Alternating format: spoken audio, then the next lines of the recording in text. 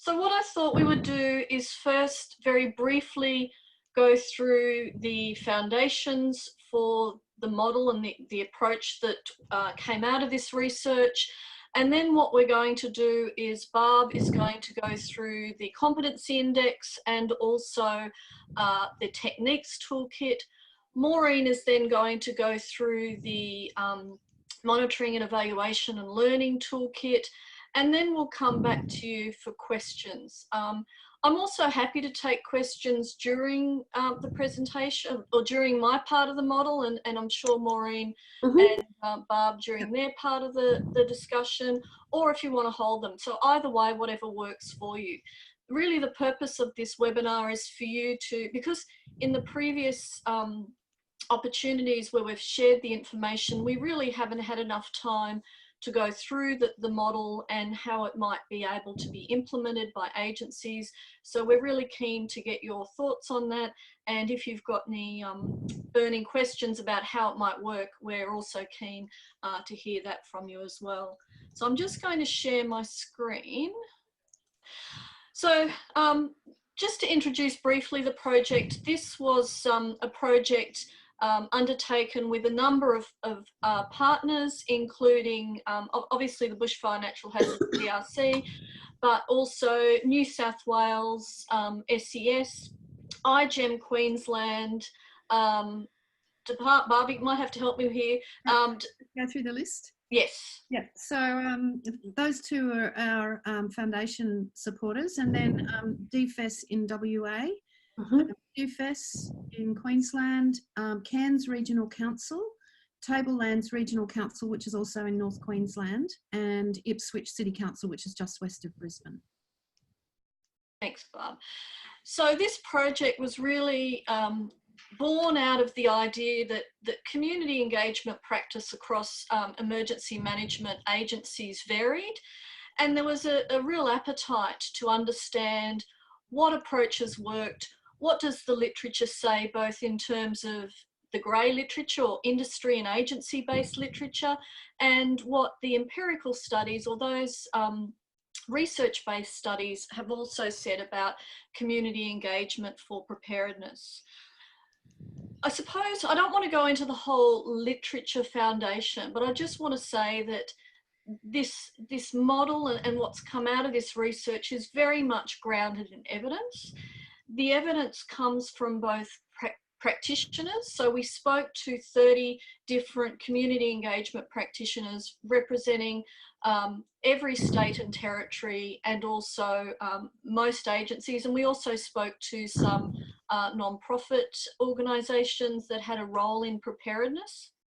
And basically our aim was to understand what community engagement was being undertaken and how does that translate to practice, how does that translate to knowledge sharing between practice, and how can we evaluate community engagement more rigorously to help us work out better ways for undertaking community engagement for preparedness. The literature gave us 5 research questions, and I've got those up on the screen, which looked at attributes of best practice. As I've mentioned, the frameworks and models that are currently being used. What is the competencies that agencies are really trying to develop and nurturing communities so that they can prepare? And of course, how are those competencies actually being developed? And what role does relationships play with communities? What types of relationships are required for preparedness? So those 5 key areas we looked at. And just to say that we had an advisory group which was drawn from all end user agencies or all end users. We also, so the advisory group guided the project.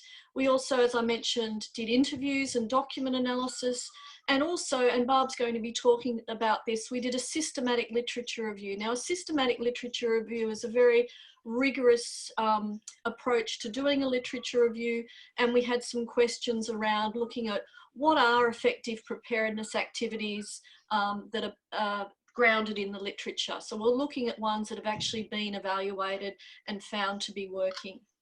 We also held 3 workshops. 2 of them were pilot workshops, and we held one in Melbourne and one in Sydney. One in Brisbane. And we also held one with QFES up at Rockhampton as a pilot to understand how the model could be understood and put into practice by community engagement practitioners. So I'm not going to go through all of this, except to say that the frameworks we found that were being used by agencies came out of 4 key areas. The first one was the IAP2, and IAP2 was used as almost a legitimacy tool, so that, you know, we use IAP2 or we follow IAP2, but we actually do these things. And those other things that were found to be done were community development approaches. And community development, a lot of end-use agencies were using community development as a way of educating and giving experience to communities to allow them to prepare or to understand what they need to do to prepare, and also working with communities to almost co-design a approach to preparedness and what they needed to do. The fourth one we found was the command and control, and that probably comes out of the history and the legacy of emergency management, that at a certain point in time that command and control is really important, but that it doesn't work so well if there's no fire on the horizon. The other research questions you'll see, we looked at attributes in terms of what people need, understanding and awareness of risk, recognition of self-responsibility, and we also identified some enablers and some barriers to those approaches. The key competencies, which Barbara's going to go through in greater detail, we found to be both community-based, and we weren't really expecting strong agency-based competencies to come through. We thought that they would all be found in the community, but you know, obviously capacity and confidence to act and accurate risk perception. But from the agency perspective, we found that practitioners and the literature suggested that agencies that really had that strong cross-agency commitment and that resource their community engagement practitioners in terms of knowledge, skills, philosophy, and a culture to engage and value what came out of that engagement was really important. So any questions so far? Okay, let's get into the model then. So as I mentioned, we synthesized these 4 different approaches, and we overlaid the literature and we overlaid what practitioners were doing and were finding to be successful to come up with this model that we've called a generative model of community engagement. It's generative because each layer or each level provides a foundation to the next higher order level. It's also generative because the green dots and the sliding parts represent not only evaluation, but monitoring and the opportunity to learn from what is being found at each step. It's also generative because we recognize that certain experiences or events can influence or impact a community. So for example, if they have had an emergency or a fire or a flood, they might need to shift back, or they might be more advanced in terms of where they sit on those steps. And you'll also see that the green, which is the monitoring and evaluation, spans the whole model or the whole approach. So that recognizes that there does need to be this continual episodes of evaluation and monitoring to see where that community is going. So looking at each of those sections or each of those steps. Now, I don't really like this image because it doesn't recognize what I have up in the corner, which is the stepping stones, if you like, but they wouldn't all fit on the slide. So if you can imagine this as that step, I just want to go through each of these different steps in the model. The first step and the most important step is the community profiling. And I think we recognise that no community is the same, and there are different knowledge sets and skills and experiences that are embedded within each community. So what we're suggesting is, before a community engagement program is commenced, that a profiling of that community needs to be undertaken. And the profiling really aims to understand what is the current level of risk awareness and how accurate is that, and how do they perceive that both from themselves and also other members in the community. And by understanding that, we actually get to benchmark, which Maureen will talk about later, in terms of any future activity past this will really show how, where they started and how effective that has been. We're also looking to understand the existing relationships within those communities and what is their capacity for having that level of connectedness within the community. We're looking for existing social networks, and I don't just mean social as in online, but how connected is that community to support each other, and how can therefore the future steps tap into some of those networks and connections. And overall, we're looking to determine how ripe are they for behavioural change. As part of the project, we did not only the model, but we've developed tactics and a toolkit to support each of those stages. So I've just, and Barb is going to talk to these in much more detail, but with each step in the model, we've identified appropriate tools to enable these activities to be undertaken, and also to evaluate the activities. So Barb is going to go over those a little bit more, but the tactics and tools that we're using are really research-based tools. We also recognise that a lot of data about a community exists in other places. Mm-hmm. So looking at, on the Australian Bureau of Statistics, most communities have a section called Quick Stats, which gives us demographic, education, economic type data.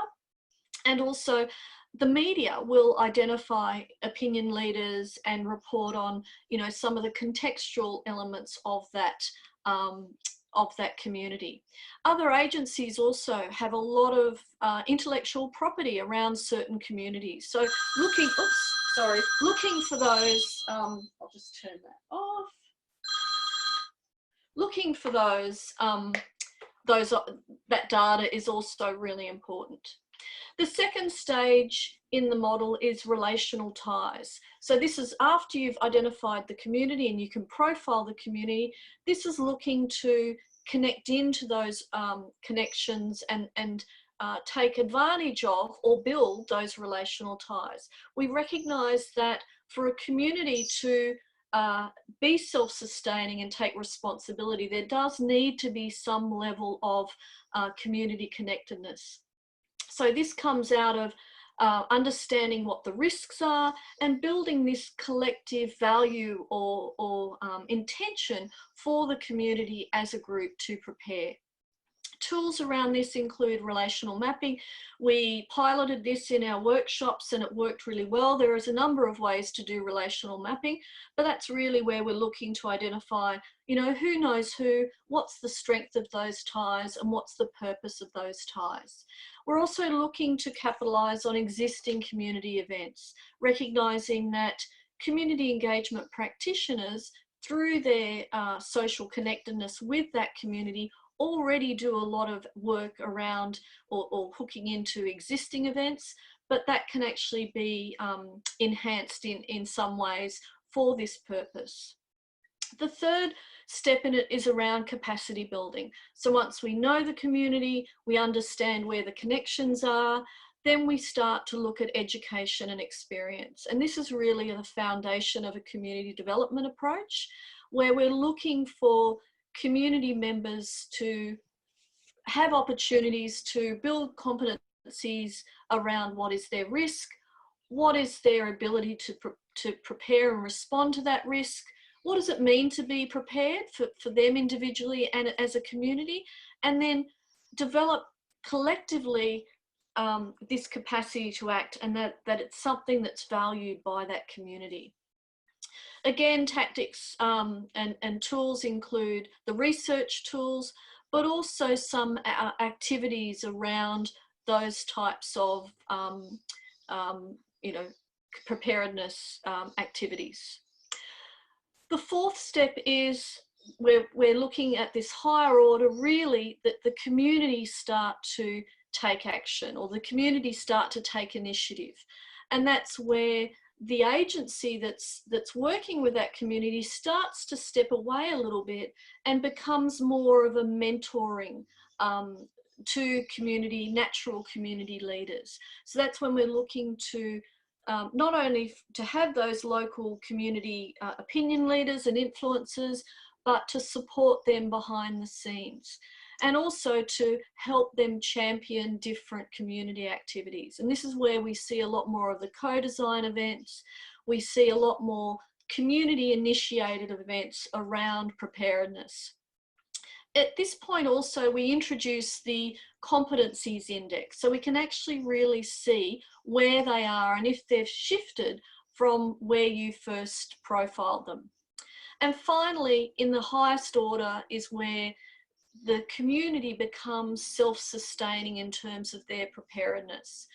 And we also see that community leaders emerge to support others. At this particular step also, the contextual specific to local hazard is introduced. So what we've suggested is that previous 4 steps are all hazards, so it doesn't matter where you are or what the specific hazard is, this can be applied. And it's only at that final level where the specific hazard is started to be introduced in terms of the things that can't be applied or are quite unique to that natural, or to that risk. Maureen is going to talk about the research, monitoring and evaluation. I've also listed those at the bottom here in terms of not only benchmarking, but looking at where the community is and whether or not the community is moving across these different stages. Any questions so far?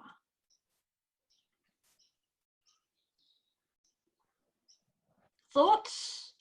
Responses? It's Fiona from CFA here. Hi, Fiona. Hi, Kim. I think this is absolutely fabulous, and I manage the community-based bushfire management project. Sorry, Fiona, I'm having a little bit of trouble hearing you. Could you just speak up a little bit? Yeah, can you hear me? Yes. So I manage the community-based bushfire management project in Victoria, which is part of our Safer Together program. And just commenting, I think really this is just so completely aligned with our philosophy of CBBM. I think you've really articulated what we are doing beautifully. So I'm very excited by this. Well done. Oh, good. That's great. Well, you know, this is really a reflection of what is. So what we did is, I'm glad it's a reflection of what you do, because our research really aimed to look at almost the best practice. So if that's what you're doing, and you're actually reflecting the best practice, because we overlaid what our data was showing us in terms of things that were working and what was currently being done, and the logic and the rationale behind that. And then the toolkits are designed to support those activities. So that's really exciting for us. Thanks, Fiona. Brett, do you have any comments or questions? We were just sort of wondering whether it was going to be possible to get a copy of these slides at the end. Oh, so absolutely. Colleagues. Yep, absolutely. And on the Bushfire Natural Hazards website, they haven't put the final report up yet, but they've put the 2 toolkits. So we'll just have to follow up with them about the final report, which has a lot more detail and the rationale behind, you know, the evidence base behind it. But yes, absolutely. Okay, so what I'm going to do now is hand over to Barb. Barb is going to talk through the competency index and also the techniques toolkit, and then Barb will hand over to Maureen for the monitoring and evaluation. So what we did was ask each of our participants what they perceived the competencies of a community that was well prepared. And their replies emerged virtually in a scalable form. So from one, we had communities that were oblivious to risk or even resistant to the idea of risk, and also the idea of connecting with the rest of their community. And at the highest level, we had people who were had done all of the checklist items, but were also able to look outwards and care for the rest of their community and worry about what the rest of the community was doing and try and make some impact on how prepared the rest of their community was. In the, we were able to sort of align that with the model in terms of the approaches that we were recommending people take according to where their community sat on the model scale. So at the lower level of competency and preparedness, sort of the 1-2 level, that was where we saw the relational ties thought sort of really gel with exactly what was happening in the community. So this was where the agencies felt they really needed to work hard on getting communities to connect, getting individuals to connect with their community, and making those connections sustainable. Then once we moved into the capacity building side of things, we saw that on the competency scale, it also reflected the 2, 3, 4 levels of preparedness, where people were starting, they knew their risk, and they personal risk, and they were starting to take steps to really get ready for that risk. But then at the higher end of that, the 3 to 4 level, they were starting to plug into their street or their neighbourhood to see what their friends and neighbours were doing, and to start to make much more of a community approach to preparedness. And then through to the community programs end, where we were looking at communities that are really well connected, have champions within the community that are starting to initiate activities. They were sort of more at the highest end of the community competency scale. And we were able to then match that with that end of the scale. So people who were really connected to their local agencies, knew where to get information, were really motivated to act and actually took action according to certain triggers. And these triggers were not always agencies as agencies appear in the lower levels of preparedness. So often in relational ties and capacity building activities, the agencies are the trigger for any activity or connection building. Does anyone have any questions about that before we head through to the next section? Okay, so here's a little bit more detail on that. And so what we've done is, from that point, we then colour-coded the activities and the connections with the reflective stage on the model. So you'll see in the toolkit of techniques that we've developed that there are techniques, we detail each technique that we've discovered, and we also colour code them according to where they are most appropriate in terms of where people are in that scale. So the profiling of the community will give you a really good idea of where your community exists on this scale, and then you can go back down to the bottom to work out what techniques you will use. So I'll explain that in a bit more detail. I've just got to take you on a little side trip though now, because where we got collected all the techniques from was the literature review that Kim referred to earlier. And I'll just take you through a bit of the background. So we started with 1,331 articles, and we pared them down to 41 articles that did some sort of empirical evaluation of a specific community engagement technique in terms of the activities that people went off and did after they took part, or in terms of the lives saved that technique was estimated to have affected. So we got 28 from journals, academic journals, and 13 from the grey literature. 14 were bushfire, 13 were flood, and the others were earthquake, tsunami, a range of other different hazards. And from that, we got a group of techniques that we were then able to put into the toolkit that's available on the Bushfire and Natural Hazards CRC website. So workshops were a really popular way of working in across the parameters of how well the community was prepared. And we also looked at community coalitions, which we have included champions in there as well, because generally champions have a group around them that becomes the mainstay of their champion work.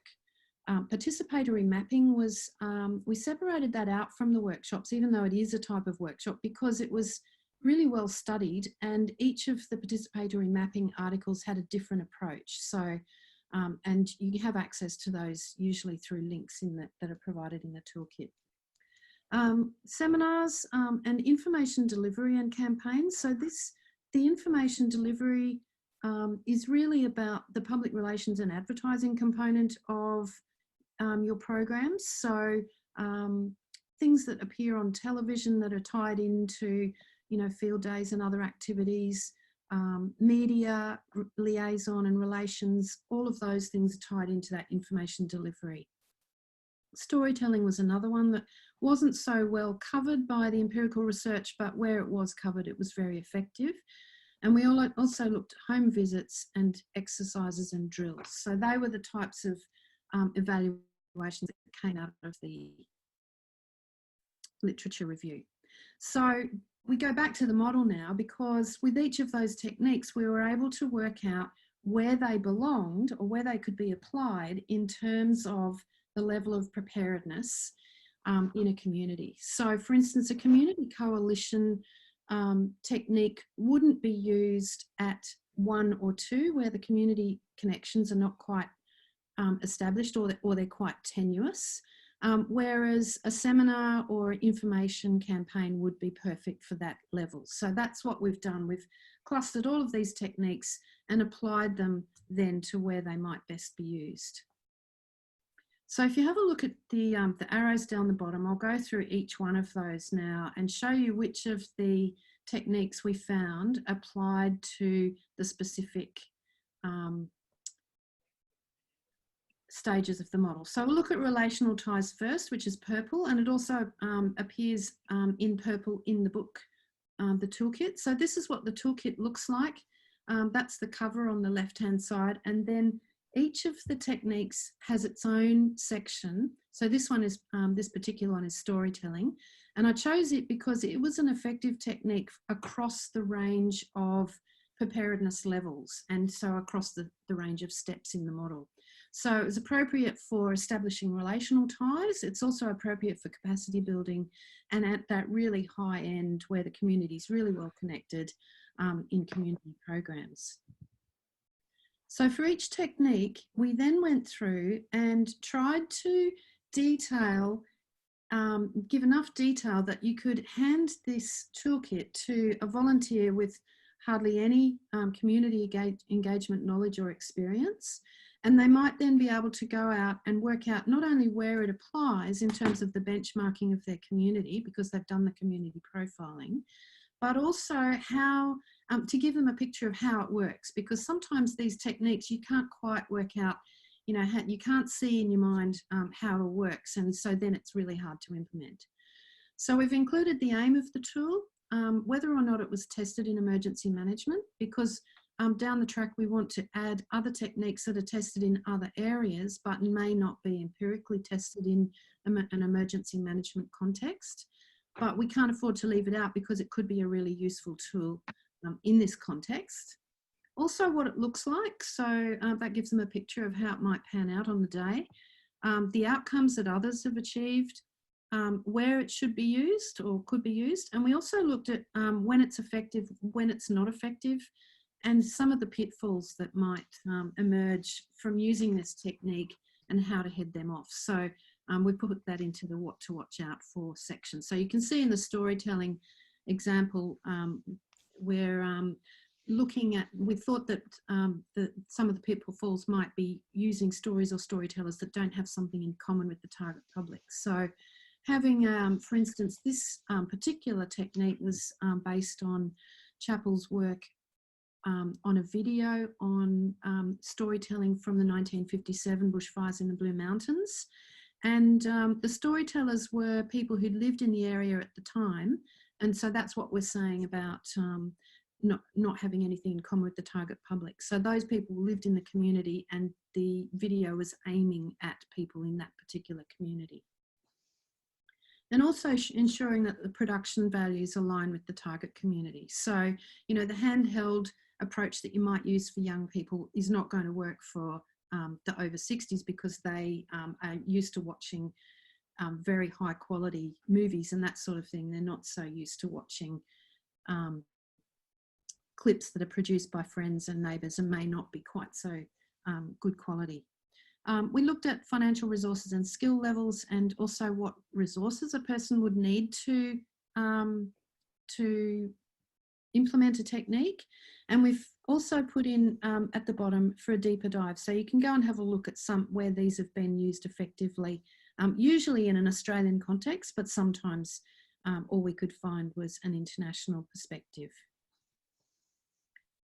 So each of the techniques has a page or a few pages like this, and it matches the technique with the stage of the model that it's most appropriate for. So does anyone have any questions so far?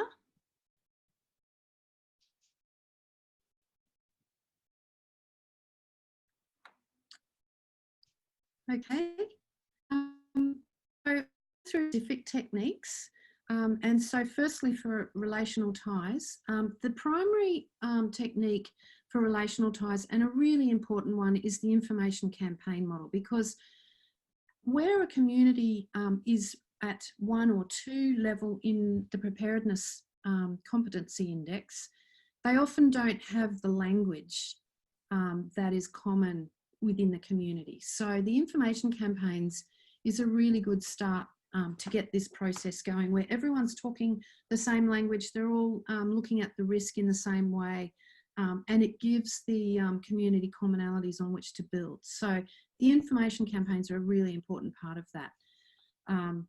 And seminars are also a good part of those information campaigns. And the information campaigns are generally not standalone. So they might work in really well with all of these other techniques that could be implemented at the relational stage. So the art and music workshops, we found CFA conducted one of these in a community that had really low trust levels with the CFA.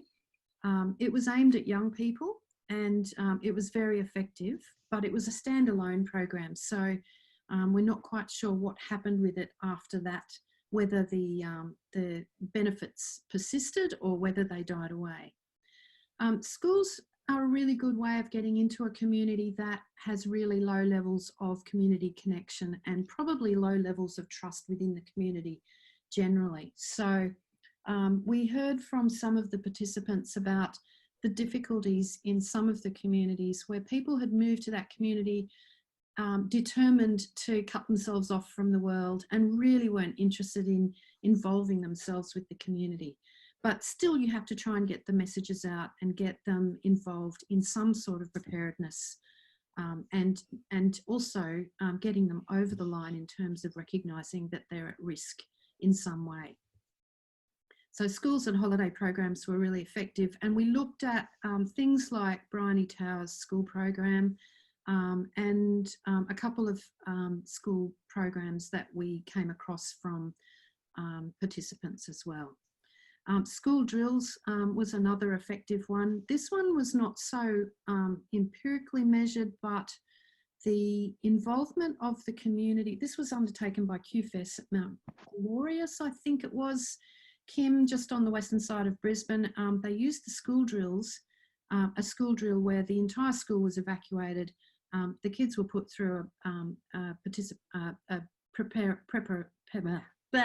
preparedness program, and then that night the parents were invited to come and have a look at what the kids had done and what they had learned, and they got such a good turnout compared to the information sessions that they'd had in previous years. So it has the capacity to get kids involved and for them then to bring their parents in. And the seminars was a really critical part of the information campaigns. So that's the usual, public meeting that we have every year to get people ready for storms or cyclones, or to give them the bushfire outlook and then our spiel on what to do to get ready. Gamification was a really interesting one, and an example of that is the Queensland Fire and Emergency Services competition about that is aimed at getting people to develop an evacuation plan for a house fire. They call that the Great Escape, and it happens around July, August each year. And it has several levels. People can opt in and go the whole way, or they can just go to the website, get the information and not go any further with it. So the participation at 4 different levels. So go to the website, sign up on the website, then participate in the activity, and then log their results on the website. Can be measured by the activity on the website. And also home visits, but we have got a caveat on home visits. This is really a level 2 in the Community Competency Index activity. Some communities it's not appropriate or not safe. You need to go for some other way of making connections before home visits are brought out as an activity. And all things, CFA had one that was aimed specifically at women, and that was one that we investigated in the systematic literature review, and it was really effective because it took women to a higher level of understanding, how to operate a fire pump or a spray unit that's converted to a fire pump, about the connections that tanks need to have so the fireys can tap into the water supply there, and a whole range of slightly more complex activities than the usual tick the box, get prepared checklist. So capacity building was another one, and you'll see that some of the techniques will be in each of the, be useful for each of the steps. So seminars and gamification were useful for that, home visits and the field activities, but storytelling was also really important in that one too. The participatory mapping exercise is a really interesting one. This can be done sort of at the upper end of the 2nd level of the Community Competency Index into the 3rd and 4th levels. And it's really useful for the brigades or the units, SES units, to be working out where the vulnerabilities in the community are, but at the same time getting people to talk to people they didn't realise were their neighbours. I've done this one myself, and it was just the most amazing experience because we ended up with a real grasp of where our vulnerabilities are in terms of access for the fire trucks, where our organic farmers are, and where we need to be really careful with foam. Also where our travellers are. So we have quite a bit of fruit picking in my brigade area, and we need to know where the backpackers are, and also grey nomads. And Kim's telling me we're running out of time, so I'll zoom through game-based workshops, which is where you put your community through a scenario and get them to be working out what the approach will be. Also brainstorming workshops. So this might be where you've in a bit of a virgin community that hasn't had much community engagement before, but they are quite connected already, and you could get things started by doing one of those. World cafes are a really effective technique anywhere, and the Red Cross Pillowcase project is really effective where you have some schools that you'd really like to engage with, and also in a recovery setting. So community programs, not so many at this level. Community coalitions were really effective. The ones that we looked at in particular were around the LA earthquake scenarios, a number of communities, coalitions established in that area. Community champions, both paid champions and champions that naturally emerge from the community. And community simulations and scenarios where the whole community is involved in some sort of drill. So at this point, that's it from me. Maureen, I will hand over to Maureen now, and she's going to explain the toolkit for measurement, evaluation and learning. All right, excellent. All right, so let's see. So one of the things that can you hear me? Yep, all good. All right, great. So one of the things that we wanted to do in this project was not only to lay out all the steps of engagement, but actually give you the tools that you need to be able to measure it.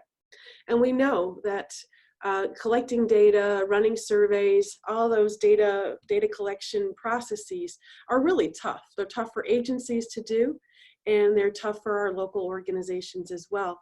So our goal was to make a toolkit for you that you could use, like an off-the-shelf set of tools that you would be able to use to measure the engagement and what step you're at.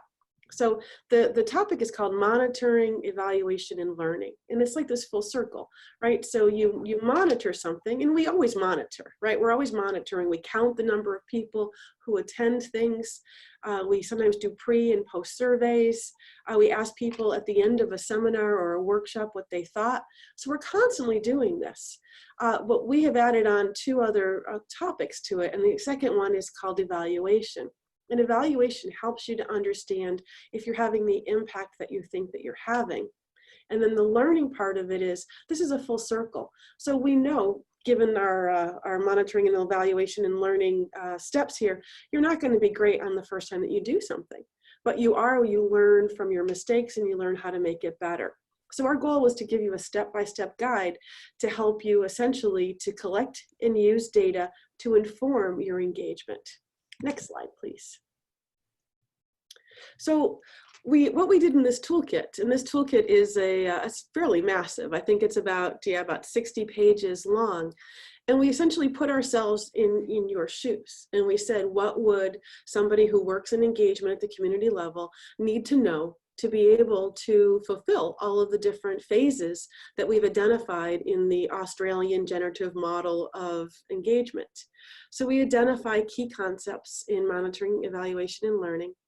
And we essentially argue that just like you would do in operations, you need to have engagement objectives and engagement indicators that will allow you to measure and track your progress across the different tiers of the engagement model. So we have sections that help you to write objectives. We have sections that help you identify indicators. And then what we've done is we've taken and essentially made tools that you could use that are just like off the shelf. You could tailor them if you want, but that will help you to understand your social media analytics. How many of you are actually tracking your social media relationships in your communities?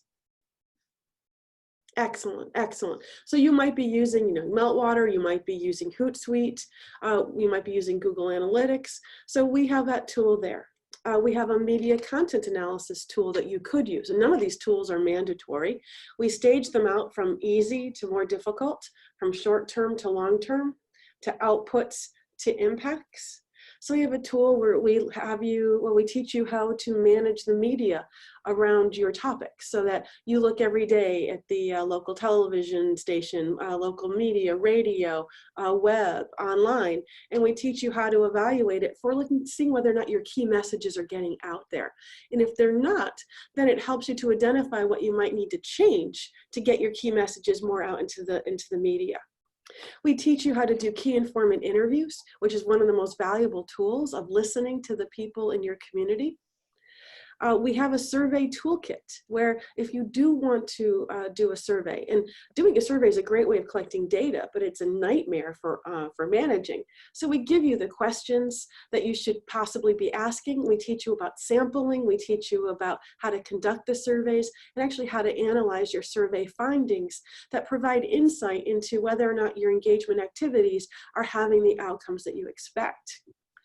We show you how to do relational mapping, which, as Barb said, her brigade used relationship mapping and community mapping to really look for opportunities and gaps between the people in your community and your organization. And we show you how to do the community competency index, how to run focus groups, and how to do a thing that's called milestone indices, which are planning really larger activities that help you to track changes over time and track all the tasks that you do to get to a really big outcome that you want. Next slide.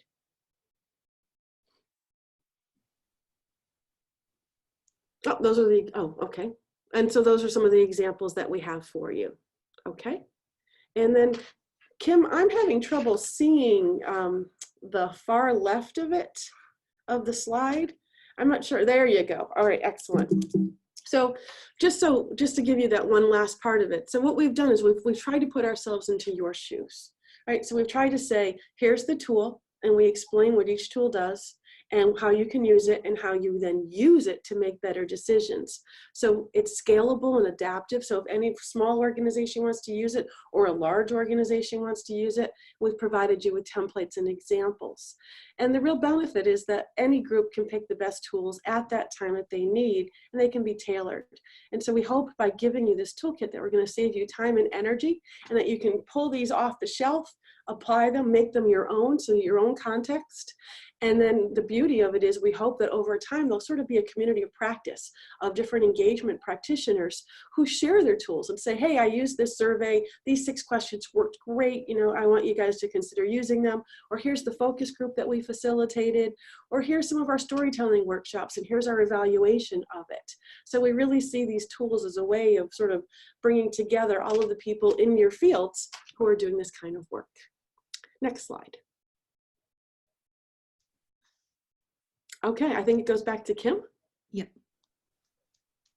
I think just a comment on the toolkits. I think the key factor that guided us as we were developing the toolkits was that the participants are, without exception, thin on the ground and completely rely on the volunteer capacity within their organisations to be undertaking community engagement with them. So when we were developing these toolkits, we were really writing for that really low knowledge base.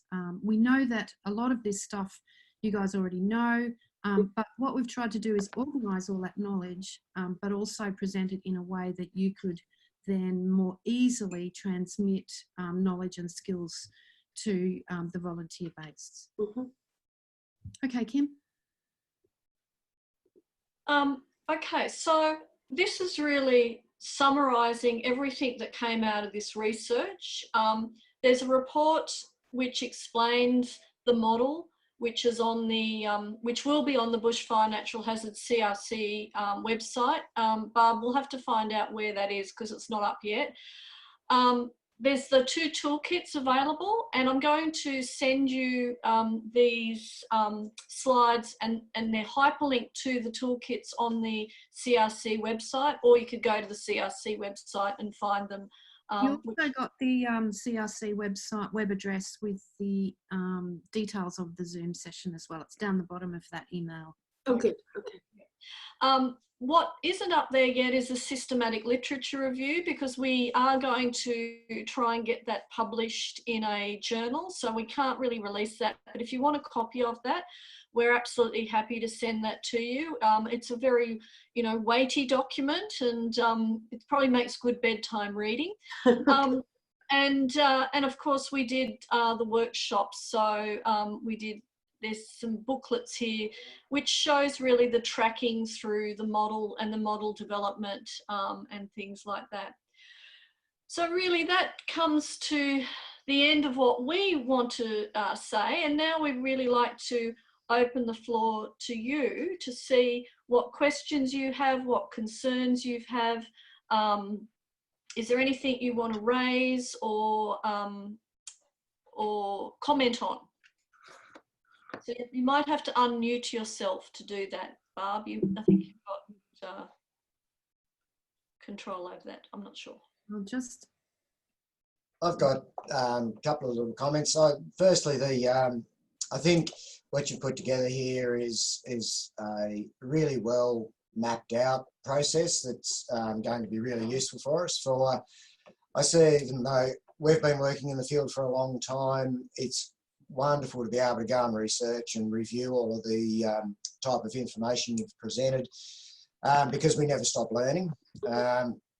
And we're undertaking here in Tassie a process of engaging more volunteer community engagement officers and just going through a pathway development process. And so I think your toolkits here are very, very timely for us, so thank you. And the overall process of what we're doing with your community profiling and the community connectedness, although we might use a few different names for some of those events and strategies, is very, very streamlined with what we're already doing. Some different names, obviously, but it's refreshing to know that we're still on the right track, and that, it's indicative of best practice. So I think it's a great piece of research. I'll be keen to really try and put it into practice. I'm quite excited about it. Great. And look, we're really keen to find out how it's working for you, or even more importantly, if something's not working for you.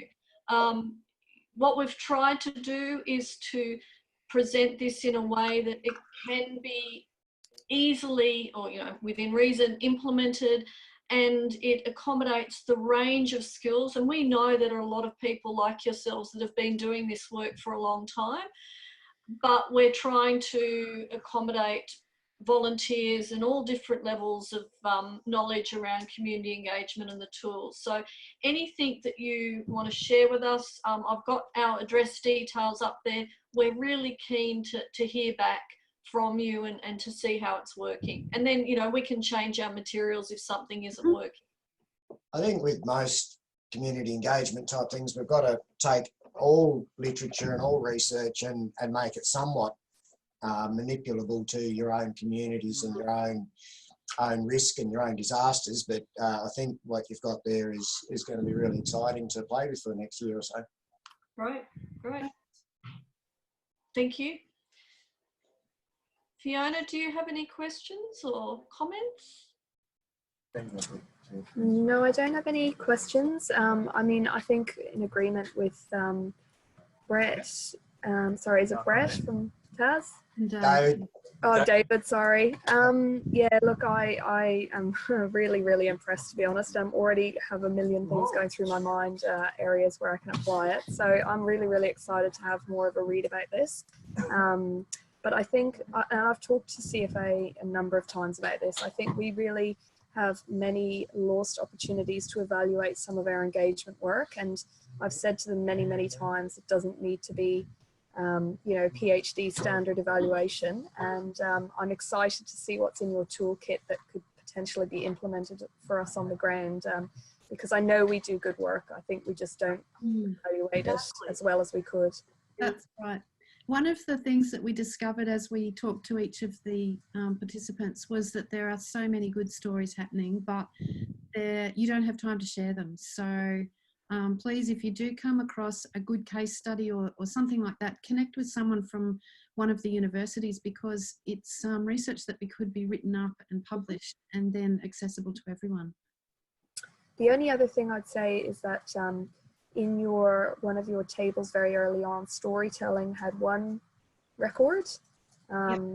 And that's something that in my project, my team of project officers they're very, very keen on storytelling, and we've done a lot of training around storytelling and visual storytelling. And so it would be awesome to see a little bit more representation of that, perhaps. And I'm sure there's only one record in there because that's how it is, but I think it's a growing area, and I think we should encourage it because it's very powerful. You know, it taps into the emotive sort of aspects of reporting and evaluation, and I think that's really impactful when we're talking to people who, you know, make decisions and hold purse strings and the like. Yeah, Fiona, I'd agree with you about it. It's emerging as a really powerful tool, and I know that we're hearing a lot more about it, and there's a lot more research into storytelling. And, you know, we had a breakfast the other day at our business school about storytelling. So I agree with you, and I think it is something that's going to come through a little bit stronger. Great. Bill, team, what do you have any comments or questions?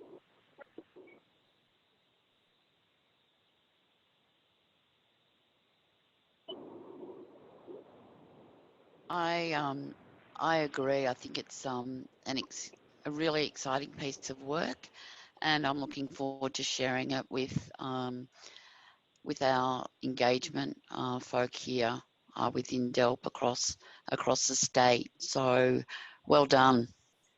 Thanks, Jen. We are recording this session, and I'll get it up onto the web. So if you have teams that you want to share it with, you could point them to the recording. That's fantastic. Anthony, do you have anything you want to add or question? Yeah, I had one question about the systematic review. Are you able to just speak to the scope of that review and what it's going to deliver a little bit more? Yeah, okay. So we did the academic database search, and we also searched a number of grey websites. So Bushfire Natural Hazard CRC, Disaster Research Centre, and Natural Hazard Centres in the US, and a couple of other clusters of research that's not searchable on academic databases from the US, plus a couple of research centres in the UK. And we took in any grey literature that was sent or put to, and we ended up with quite a substantial body of work to search through. So the start of that, I wasn't quite sure when you came in, Anthony, but we started with 1,331 articles of academic and grey literature, and narrowed it down to 41 based on the topic, how focused it was on a technique, also whether it empirically measured the effect of that technique, and a number of other things that just managed to hone our focus. And then we went through and plotted how the quality of the research against a number of systematic literature review conventions that are used in academia for quantitative data analysis and qualitative data analysis, and also mixed methods. So all of that's in that report that we're talking about. And then we summarised what each article, each of the 41 articles dealt with, and did a bit of a critical review of the good things and the bad things about the article. So would that be, yeah, well, I'm wondering whether that would have considered the current batch of community safety research conducted by the CRC? So anything that's currently in the works? It finished. Or is it only what has been published? It's only what has been published. So it finished it on April. Yeah.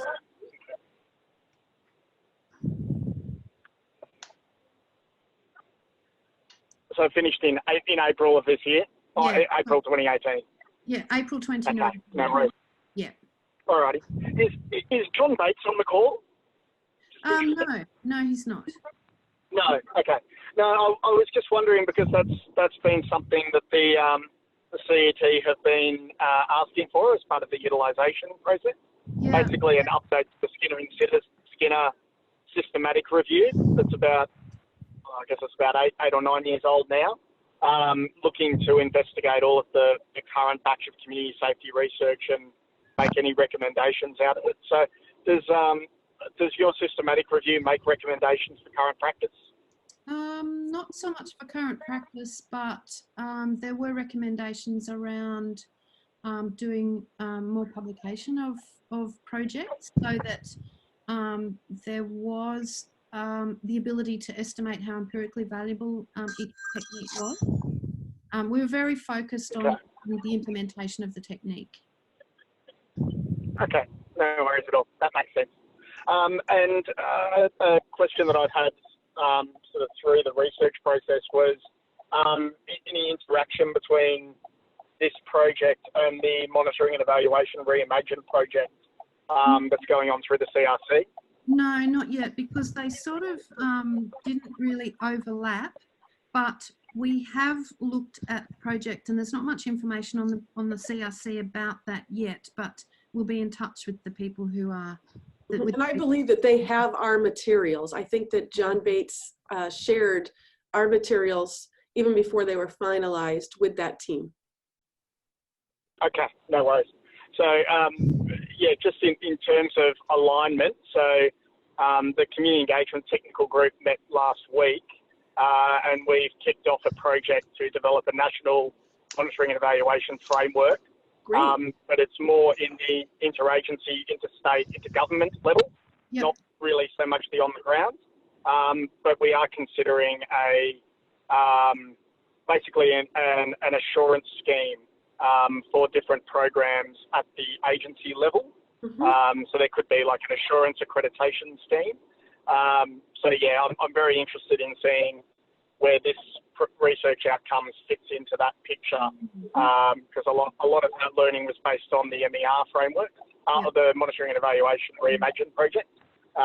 So yeah, I'm quite interested to see how the outcomes intersect between each other. Great, that's exciting. Very good. Emma, do you have anything? No, nothing for me other than it's going to be useful for me because we don't have very much engagement capacity yet. So it's me and 2 volunteers and we're just starting, but it'll be good for utilising that. And pretty much what David said, I concur. Okay, thanks so much. Okay, anyone else want to add something last minute? I think we've gone through everyone now. Oh, hang on a sec. Yep. No, it's not. No, it's not. It's not unmuted, Barb. There we go. Okay, you're unmuted now, so. Still can't hear you. Don't have any sound. Yes. Is that working now? Hi. Yes, okay. So pretty much aligns with, you know, already. So it's good to, like Fiona said from CFA, it's good to, you know, hear that we're, you know, in doing best practice aligned with this, and we'll be looking improve on what we're doing based on this. So thank you. Okay. Right. Well, thank you, everyone. I will send out the link to the recording, and I'll also, each time I send out a message, I'll also put the Bushfire and Natural Hazard CRC link up as well. But in the meantime, if you do have any anything you think might improve or add or shed light on how things are going with this model, then please contact us.